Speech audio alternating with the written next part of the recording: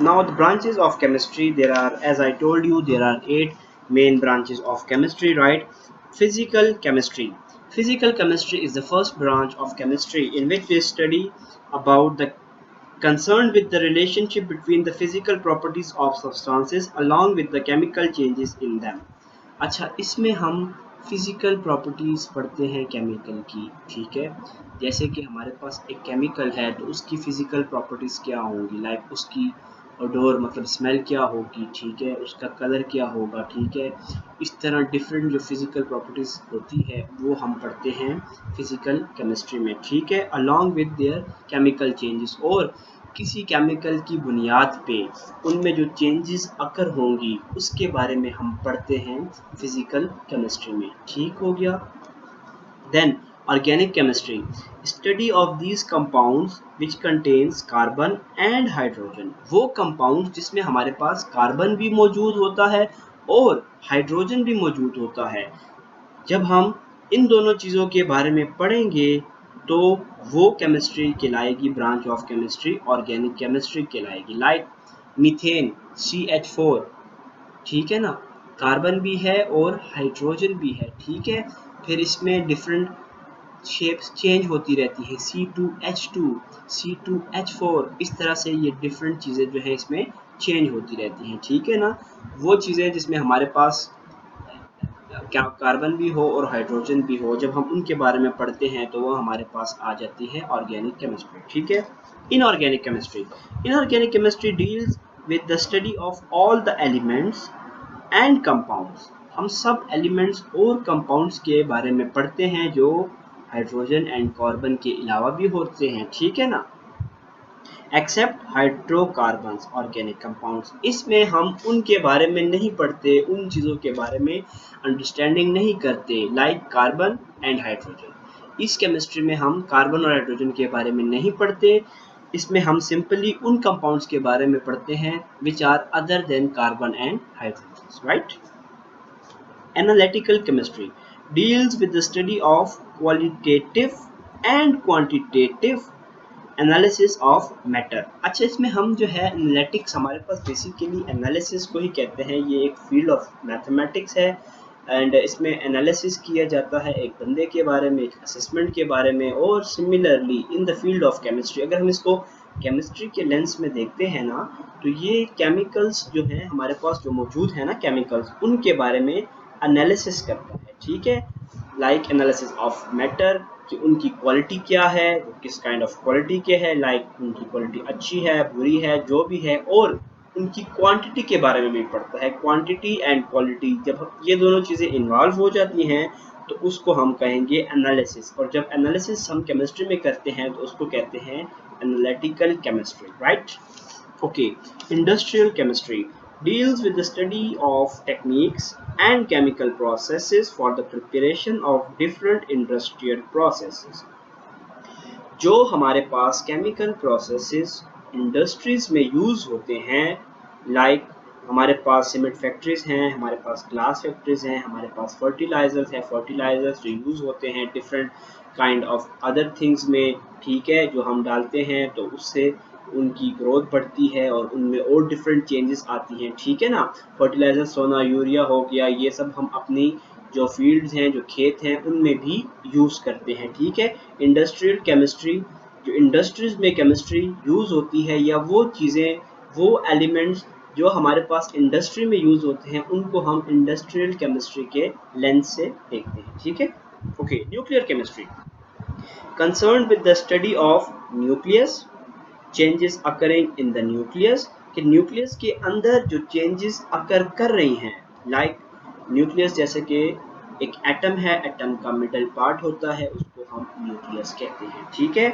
Nucleus में जो changes अकर हो रही हैं, जैसे कि हम देखते हैं न्यूक्लियर एटॉमिक बॉम्ब हमारा बनाया गया था, ठीक है, उसमें भी जो एलिमेंट्स यूज़ हुए थे उस टाइम पे, उसमें इम्पैक्ट था, फिजिक्स का भी इम्पैक्ट था और केमिकल का भी इम्पैक्ट था, केमिस्ट्री का भी इम्पैक्ट था। वो दोनों चीज़ें मिक्सचर जब यूज़ हुए तो उन्होंने एक बॉम्ब बनाया, एटॉमिक बॉम्ब भी उसे कहते हैं, न्यूक्लियर बॉम्ब भी उसे कहते हैं। सो such kind of study about that atomic bomb and nuclear bomb, in that field we study nuclear chemistry, right? Properties of the particles present in the nucleus and the emission और absorption of radiation from the nucleus. अच्छा, इसमें हम उन particles के बारे में पढ़ते हैं जो कि न्यूक्लियस में प्रेजेंट होते हैं, लाइक इलेक्ट्रॉन, प्रोटॉन, न्यूट्रॉन, इन तीनों चीज़ों के बारे में हम पढ़ते हैं, ठीक है ना। उसको भी हम न्यूक्लियर केमिस्ट्री में इन्वॉल्व करेंगे, राइट। अदर थिंग, एमिशन और एब्जॉर्प्शन ऑफ रेडिएशन। रेडिएशंस आप देखते हैं अक्सर हमारे पास जो सनलाइट है, सूरज है, वो भी रेडिएशंस एमिट कर रहा होता है, ठीक है। डायरेक्टली फ्रॉम दैट सनलाइट हमारे पास रेज आ रही होती हैं जिनको हम एक्स रेज कहते हैं, गामा रेज कहते हैं, बीटा रेज, फिर different kind of other kind of rays हैं, लाइक हमारे पास ये जो ट्यूब लाइट है या बल्ब है, इसमें से भी रेज आ रही होती हैं, ठीक है ना। तो डिफरेंट काइंड ऑफ रेज होती हैं, एक्स रेज होते हैं जो हमारे पास मेडिकली यूज भी होते हैं, ठीक है ना। इन सब रेज के बारे में भी हम पढ़ते हैं कि वो कैसे इनको एमिट करता है। एमिट करता मतलब निकालता है, कैसे ये आते हैं, उस चीज़ से कैसे इम्पैक्ट करते हैं इंसान को, इंसान की सोसाइटी को, ठीक है। और एब्जॉर्प्शन ऑफ रेडिएशन और radiation absorption, it is commonly said बच्चों कि जो सूरज की रोशनी है ना, जब वो वाइट चीज़ को स्ट्राइक करती है तो वो उसको स्ट्राइक करके रिफ्लेक्ट कर जाती है। लाइक आप देखते हैं एक चीज़ इस पे आ रही है और वो इसको आके रिफ्लेक्ट कर जाती है, ठीक है, उसको हम कहते हैं रिफ्लेक्शन, ठीक है ना।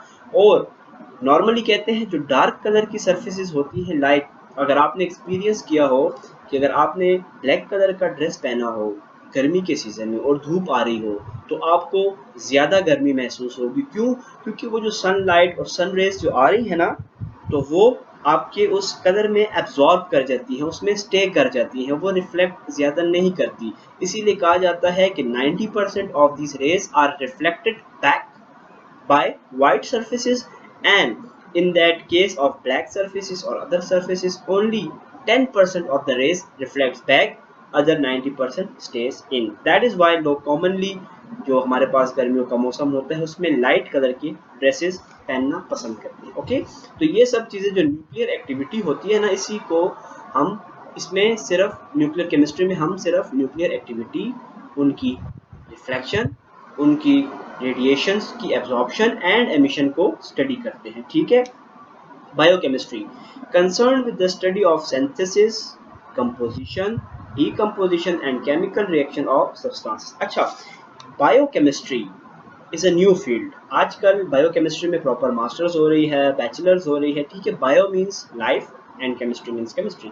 तो जब हम लाइफ के बारे में पढ़ते हैं in case of chemistry, life of what, life of viruses, life of other protozoans, other things, and synthesis, composition, decomposition of and chemical reaction of substances। जब हम इन चीज़ों के बारे में पढ़ते हैं तो वो हम कहते हैं बायोकेमिस्ट्री, ठीक है। which takes place in the living organisms। तो वो चीज़ें जो लिविंग ऑर्गेनिजम्स के अंदर प्रेजेंट हैं या जो लिविंग ऑर्गेनिजम्स के अंदर प्रोसेसेस हो रहे हैं, उनको कौन सी फील्ड, कौन सी ब्रांच केमिस्ट्री की कवर करती है? वो ब्रांच है biochemistry, right. Okay, the next one is environmental chemistry। all those processes of chemistry which are taking place in our environment are studied in this field, concerned with the interaction of chemical substances, processes with the environment and their impact on it, like COVID-19। You are all experience it and the whole world is experienced COVID-19। अगर हम COVID-19 की बात करते हैं तो normally doctor says कि ये kind of flu है जो कि इम्पैक्ट करता है, जो कि हमारे एटमॉस्फेयर में रहता है, एक बंदे से दूसरे बंदे को ट्रांसफ़र होता है। या हमारे पास जो पहले बीमारियां थी, लाइक फ्लू हो जाता था उस टाइम पे, ठीक है, लाइक हमारे पास डेंगू था।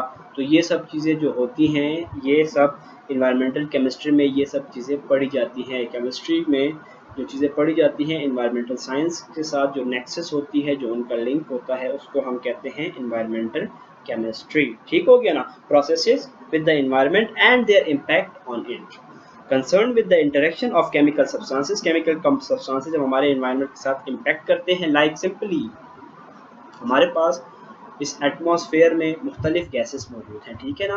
फर्स्ट ऑफ ऑल जो गैसेस आती है हमारे पास वो सूरज से आती हैं, ठीक है। फिर हमारे पास एक ओजोन लेयर मौजूद होती है एटमॉस्फेयर पे, ठीक है, जो हमारे इस जगह से ऑलमोस्ट 30 25 to 30 किलोमीटर अबव होती है ऑन द स्काई, ठीक है ना। ओजोन लेयर जो है वो जो रेडियो एक्टिव वेव्स होती हैं जो वहाँ से आ रही होती है सूरज से, ओजोन लेयर उससे हम लोगों को प्रोटेक्ट करती है, ठीक है। काफ़ी जो होती हैं चीज़ें जो हमारे लिए हैज़र्डियस हैं, हमारी स्किन के लिए हैज़र्डियस है, लाइक अगर वो हमारे स्किन पे इम्पैक्ट करती हैं so maybe our skin burns, ठीक है ना।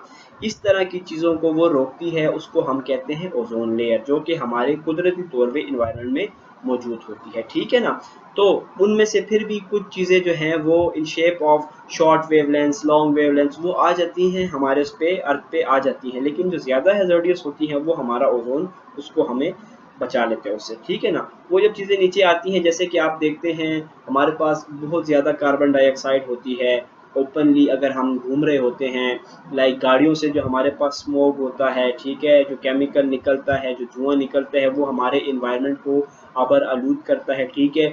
जब वो गाड़ियों से धुआं उठता है तो वो हमारे इन्वायरमेंट में जो हैज़र्डियस मटेरियल्स मौजूद हैं उनके साथ मिक्स होता है, जिसको हम SOX भी कहते हैं, NOX भी कहते हैं, SOX सॉक्स जिसको हम कहते हैं, सल्फर ऑक्साइड्स, ठीक है, NOX नॉक्स जिसको हम कहते हैं, नाइट्रोजन ऑक्साइड्स, ये सब हमारे पास मौजूद होता है, प्रेजेंट होता है हमारे एटमॉस्फेयर में, ठीक है ना।